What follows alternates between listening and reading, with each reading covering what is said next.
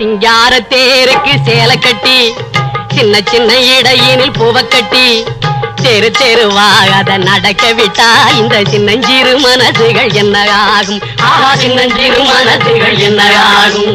சிங்கார தேருக்கு சேலை கட்டி சின்ன சின்ன இடையினில் பூவை கட்டி தெரு தெருவாக நடக்க விட்டா இந்த சின்னஞ்சிறு மனசுகள் என்ன ஆகும்? ஆஹா, சின்னஞ்சிறு மனசுகள் என்ன ஆகும்?